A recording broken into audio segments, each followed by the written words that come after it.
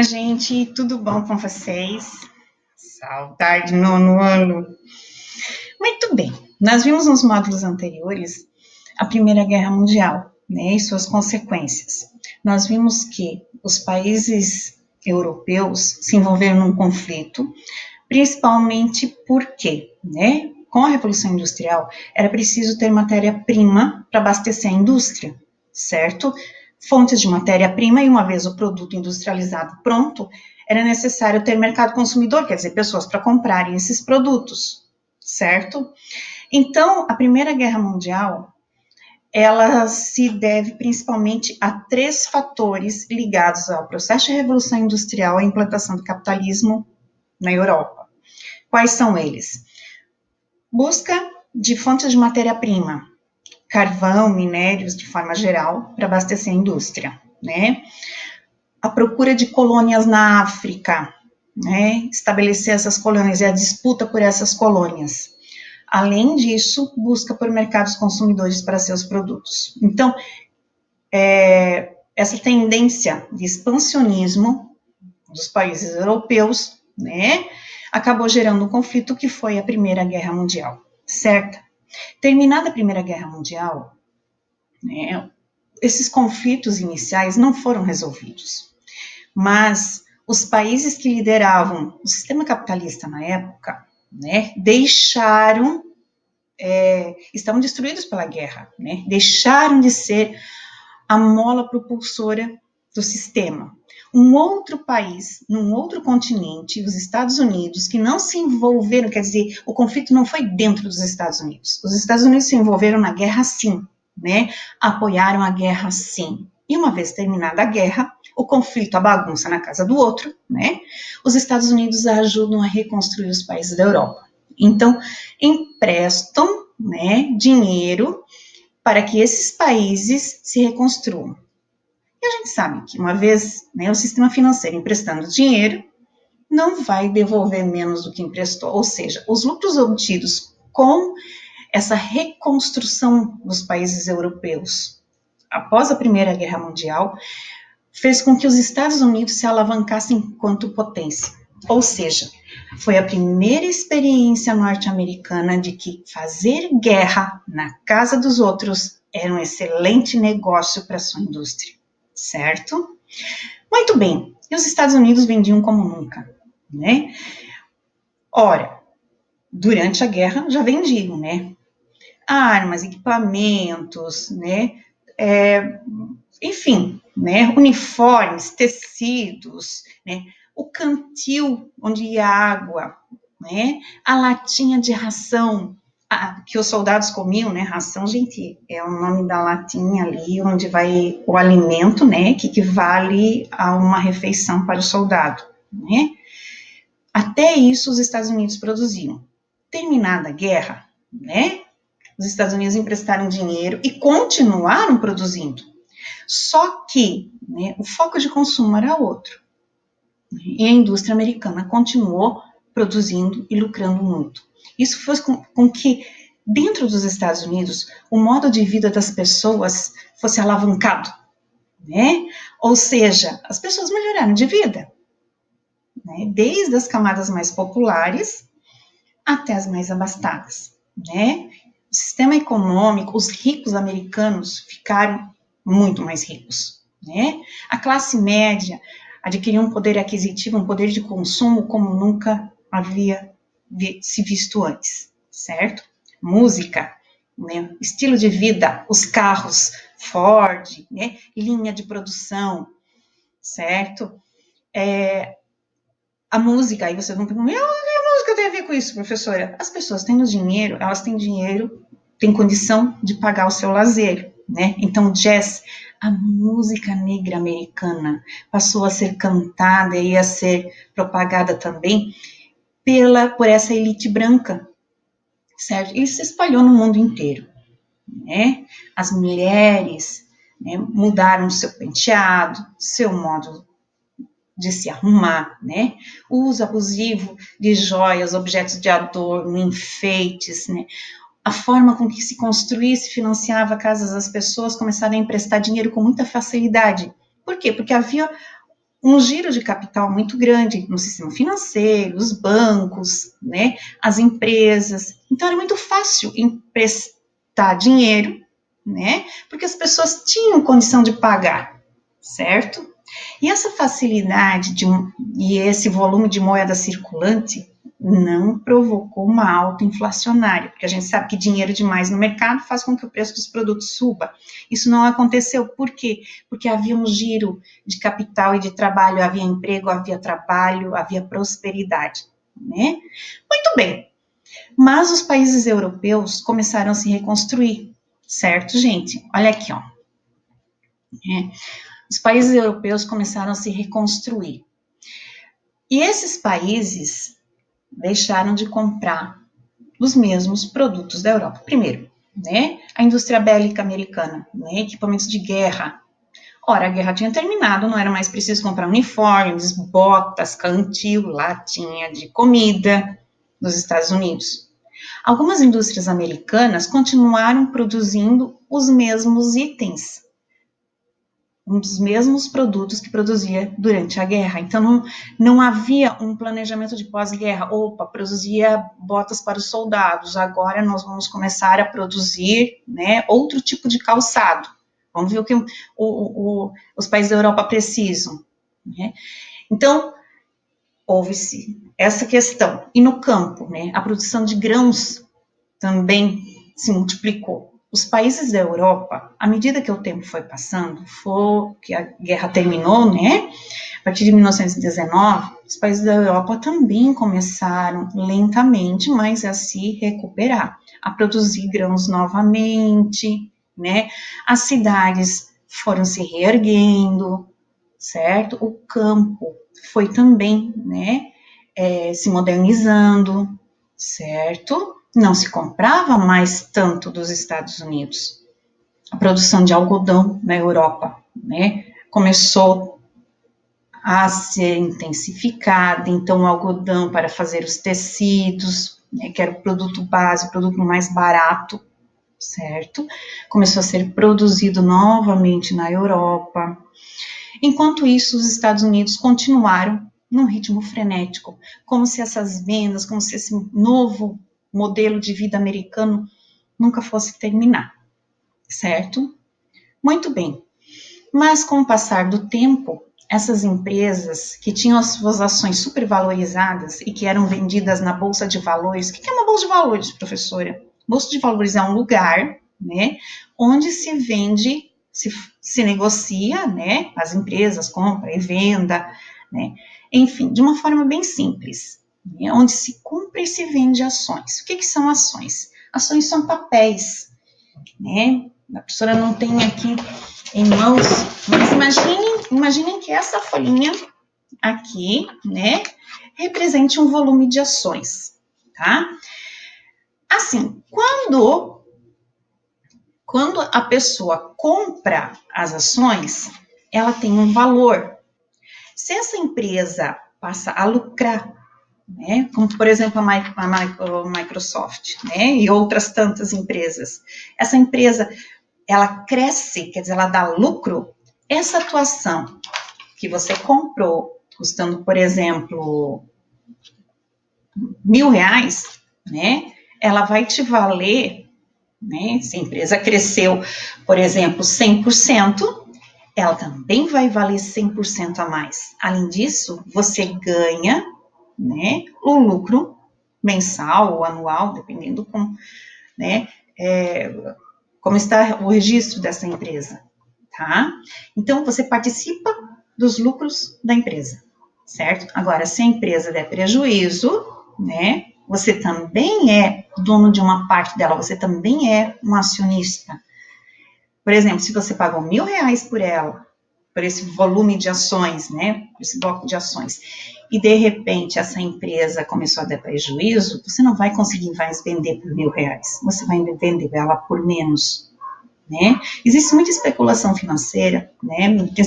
O Brasil é campeão nisso, onde os acionistas, né, as pessoas que controlam o mercado financeiro, fazem propositalmente uma queda no valor das ações, né, para poderem comprar essas ações baratinho, Depois supervalorizam elas e vendem essas ações quando elas estão em alta, tá? Mas isso não nos importa no momento, tá bom? Então vamos voltar à questão dos Estados Unidos. E foi mais ou menos isso que aconteceu. Então, por exemplo, vamos voltar ao exemplo que a professora deu, a fábrica que produzia botas, né, para os soldados.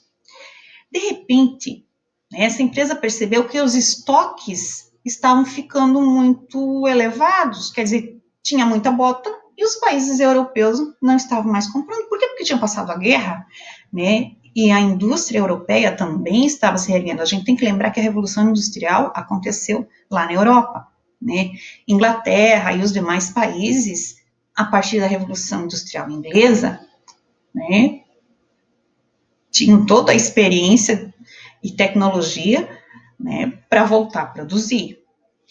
Muito bem. Fazer o que com isso tudo? Né? Vai alugar um galpão, guardar. Muito bem. Mas, quando se produz um produto, preciso lembrar que precisa pagar, né? A matéria-prima, ora, para se produzir uma bota, preciso pagar pela borracha, pelo couro, pela tinta, né? Pelos diversos acessórios. É preciso pagar a mão de obra, quer dizer, o funcionário, a pessoa que trabalhou para produzir aquela bota, ou a equipe de trabalhadores. Né? É preciso pagar as máquinas que foram utilizadas, se foram financiadas ou não, né? Energia, enfim, toda a estrutura física do ambiente para se produzir também gera um custo.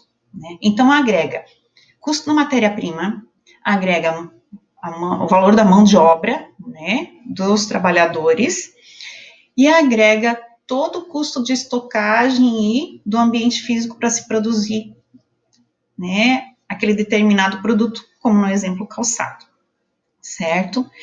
Então, essas empresas começaram a ter prejuízo. Muito bem. Suponhamos que o dono dessa empresa, ele percebeu que as coisas não estavam bem e que não tinha mercado consumidor para o que ele já produziu e as dívidas estavam enormes, ele tinha que pagar todas essas pessoas, tinha que pagar pelos insumos, pela matéria-prima. E o que ele resolveu fazer então? Né? Espertamente, né, foi lá na Bolsa de Valores vender as ações dessa empresa que estava falindo. Né, e que tinha uma dívida maior do que o próprio capital de máquinas e de estoque que ela possuía. E vendeu as ações e vendeu muito bem, porque ele não contou para, né, não contou para os demais colegas do ramo de trabalho que a empresa dele estava dando prejuízo. E ele ostentava carro, luxo, casa, né, um padrão de vida, né, que refletia prosperidade. E alguém comprou essa empresa dele.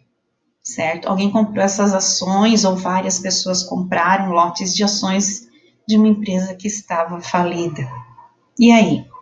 Aí essas pessoas, né, para poder pagar pelo volume de ações, foram lá no banco e como o banco emprestava dinheiro com muita facilidade, emprestaram esse dinheiro, né, compraram a empresa, que era uma empresa falida, né? Quando perceberam, eles tinham uma dívida enorme, mas também tinham que pagar o banco, porque haviam emprestado dinheiro do banco. Muito bem. Como é que o banco tinha tanto dinheiro? Porque o banco emprestava e recebia.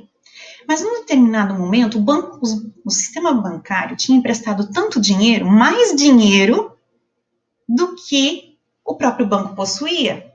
Como isso, professora? Por exemplo, a gente deixa o nosso dinheirinho lá na caderneta de poupança, certo? O banco empresta o dinheiro que a gente deixou ali para outras pessoas e cobra juros, né? Mas essas pessoas têm que devolver o dinheiro que foi emprestado. Do contrário, o banco não tem como devolver para a gente. Perceberam? E se o banco, né, pega dinheiro do Estado, né, ou de alguma outra forma, empresta um valor muito grande que não tem como cobrir, o banco vai à falência, certo? Muito bem. Então, vamos voltar ao exemplo da indústria de calçados. Então, essa pessoa que comprou a indústria de calçados, ela devia dinheiro para o banco, não tinha como pagar. Né? Devia o salário dos funcionários e não tinha como pagar. essa pessoa devia, né, a matéria-prima, o couro, os solados de borracha, né, as tiras, as cordas, a tinta, não tinha como pagar. Não tinha como pagar energia elétrica, não tinha como pagar o aluguel do galpão, né, não tinha como pagar todo o financiamento das máquinas que estavam lá, porque quando ele comprou a empresa, ele assumiu o financiamento, quer dizer, as dívidas do dono anterior, e não tinha como pagar. Né? Então, olha só, digamos que esta pessoa que vendia, né, o couro, comprou o couro lá de um agricultor, o couro para fazer as botinas, né, os calçados. E ele também não tinha como pagar o agricultor, certo? Então, perceberam? Isso provocou o que a gente chama, né, no mercado financeiro, de efeito dominó, ou seja, uma pessoa não recebe, não consegue pagar o outro ao qual deve, que não consegue pagar o outro, que não consegue pagar o outro, certo? Em 1929, nós tivemos, então, o crack, a quebra da Bolsa de Valores de Nova York. Então, vamos ver aqui. Consequências. Falência dos bancos, né? Aqui, o desemprego, ou seja, as pessoas que trabalhavam naquela empresa de calçados de botas, né? Ficaram desempregadas, elas não receberam salário, a empresa não tinha mais como pagar as dívidas, não tinha mais como produzir, os estoques estavam abarrotados, ficaram desempregadas. Tá? Aumento do nacionalismo, quer dizer, o norte-americano, né, o estadunidense, ele entendia que os países da Europa, para os quais os Estados Unidos haviam emprestado dinheiro, tinham uma grande parcela de culpa pela quebra dos Estados Unidos, pela quebra da economia norte-americana, tá? Isso, na Europa também cresce esse nacionalismo, tá, gente? Aí nós temos os regimes, né, fascistas, o surgimento do fascismo, que uma característica muito forte é o nacionalismo extremado, é a xenofobia, é o ódio ao estrangeiro, é mais do que amar a pátria, é odiar todos os que não são, todos os que não têm aquela nacionalidade, tá? Muito bem. Alta produtividade e dependência dos Estados Unidos, dependência mundial dos Estados Unidos. Os Estados Unidos passam a ser, a partir da Primeira Guerra Mundial, né, o centro do poder econômico capitalista, né? Liberalismo econômico norte-americano passa a ser referência e modelo, tá? Até a quebra da Bolsa de Valores, até o crack da Bolsa de Valores de Nova York. Né? E o que foi esse crack da Bolsa de Valores de Nova York? Foi quando tinha tanta gente querendo vender as ações da Bolsa de Valores e não havia compradores. A Bolsa de Valores fechou. Por quê? Porque só havia quem queria vender as ações. Né?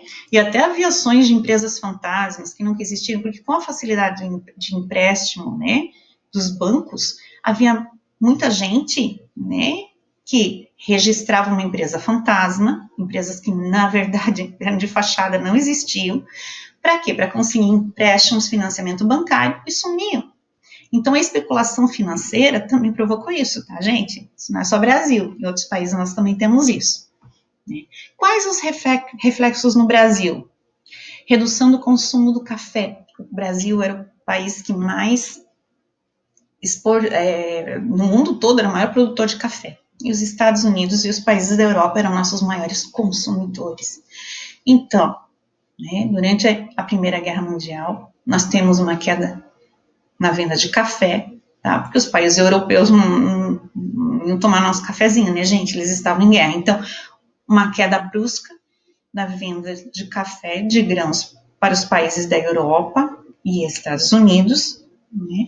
E com a quebra da Bolsa de Valores de Nova York, os Estados Unidos entram em crise. Gente, daqui a pouquinho vou mostrar as imagens para vocês, tá? Das filas de desempregados. E o café era um produto de luxo, sem café as pessoas vivem, né? Então deixaram de comprar nosso cafezinho, tá, gente? E aí isso provoca uma crise muito grande no Brasil, né? Uma crise de superprodução no Brasil também. Por quê? Porque no Brasil, com os lucros do café, né, e o novo modelo de vida norte-americano, então tomar café era algo chique, era algo elegante nos Estados Unidos, tá? Então comprava-se muito café. E com a crise americana, né, nós não passamos a não ter para quem vender esse café, certo? Os Estados Unidos eram o nosso maior mercado consumidor. Então, nós tivemos momentos, e a gente vai ver em outras aulas mais lá na frente, que o governo brasileiro compra sacas de café dos fazendeiros para não deixá-los, né, no prejuízo, e porque eles apoiavam o governo, tá? Olha o absurdo, gente. Compra sacas de café, né, e queima elas. Joga no mar, né, enfim, tá? Destrói esse café. Por quê? Para manter o preço, né, para regular o mercado, para manter o preço de venda do produto, para que os grandes produtores de café, né, a oligarquia cafeira brasileira, né, principalmente São Paulo e Minas Gerais, que eram os ricos, eram os poderosos no Brasil, tá? Para que eles não tivessem prejuízo. Olha só, gente, nós vamos voltar a essa questão, tá? Quando a gente voltar a falar de Brasil. Muito bem. Aí aqui, ó, reflexos nos Estados Unidos, né? Mais empregos na indústria, mais consumo interno, né? American Dream, sonho americano. O que era esse sonho americano depois da Primeira Guerra Mundial? Né? Era se tornar um país referência, que acabou sendo, mas não para sempre. O sonho americano acabou, né? O consumo interno se alavancou com a Primeira Guerra Mundial, quando veio a crise americana, né? As filas de desemprego enormes, muitos empregos na indústria, tá? Porque com a Primeira Guerra Mundial os Estados Unidos cresceram, mas chegou a um limite, né? Ou seja, a crise dos Estados Unidos foi uma crise gerada, né, pela superprodução da indústria americana, tá bom? Muito bem. Com a crise de 29, né? E aí, professora, como é que os Estados Unidos se recuperaram? Né? Muito interessante isso, porque quando a gente fala de economia, e a gente vai falar num outro momento de vários modos de produção, né? A base do sistema capitalista, do liberalismo econômico, é a não intervenção do Estado na economia. O que é isso? É quando o governo não intervém, deixa o mercado se autorregular, tá? Muito bem. Primeiro se tentou isso, né? Mas acabou não dando certo, tá? A crise americana estava muito grande. Deixa eu ver se eu mostro para vocês umas imagenzinhas, gente, só um pouquinho.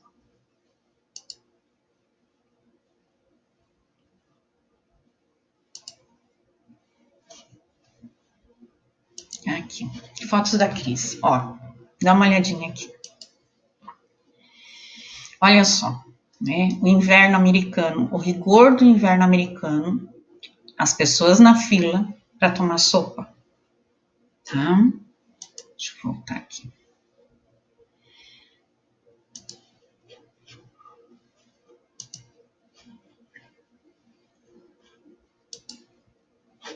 Aqui, ó.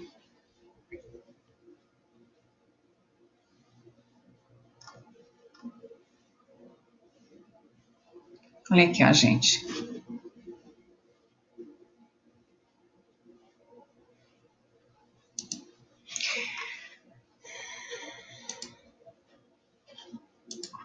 Essa aqui.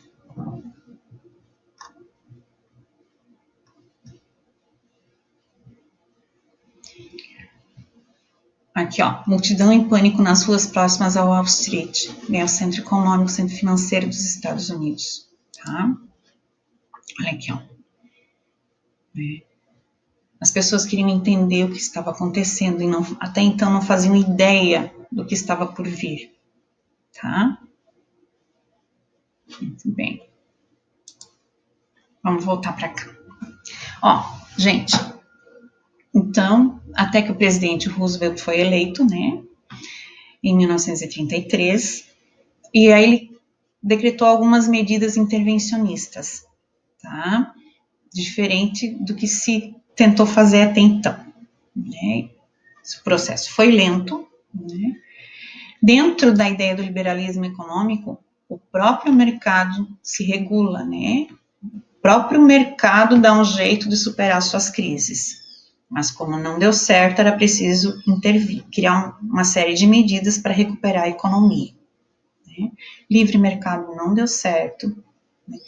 Houve um aumento da especulação financeira, desemprego, fome, né? Surgiram favelas nos Estados Unidos, gente. Até então tinha-se pobreza, mas a favelas amontoados não se tinha até então, tá? A supervalorização de ações, né? Quer dizer, empresas que não valiam tanto foram vendidas a um valor extraordinário e quando se tentou revender essas empresas, ninguém queria comprar, tá? Os Estados Unidos tiveram a recuperação econômica com a Primeira Guerra Mundial, queda do consumo dos produtos americanos.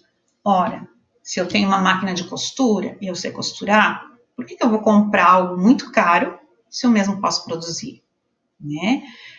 Na agricultura, os países da Europa começaram, né, a produção de grãos, enfim, né, não precisavam mais comprar os produtos agrícolas caríssimos que os Estados Unidos vendiam, certo?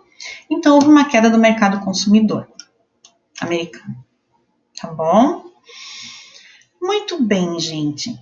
Numa próxima aula, no próximo momento, a gente vai ver que medidas que esse presidente, para nós não nos alongarmos demais hoje, né? A professora Zenilda fala demais, né? Eu sei disso. Num próximo momento, a gente vai ver o que foi esse New Deal, esse novo acordo, né? Um novo acordo entre o governo e a sociedade americana para que os Estados Unidos saíssem dessa crise. E é bem interessante, tá? Não foi através do assistencialismo puro, simples, não. Foi através de uma política de geração de emprego e renda, para que as pessoas tivessem um pouco de renda e conseguissem comprar os produtos básicos. E assim, novamente e lentamente, a indústria começa a produzir e a vida começa a buscar um padrão de normalidade, mas foi um processo lento. Então, através da geração de empregos, renda, né, a gente vai ver a construção daquelas highways, aquelas estradas americanas, né, ligando o oeste ao leste e o norte ao sul, tá, dos Estados Unidos. Então, um emaranhado, né, de sistema viário de transporte terrestre, através de rodovias, de ferrovias para transporte de produtos, né, até hoje isso existe, tá? Boa parte delas estão ativas, né? E serviram para, além de unir os diversos pontos dos Estados Unidos, serviram para também facilitar o transporte de produtos, tá? Então, ó, beijo no coração, a gente vai ver mais esses detalhes que são muito interessantes numa próxima aula, tá bom, gente? Beijo, queridos.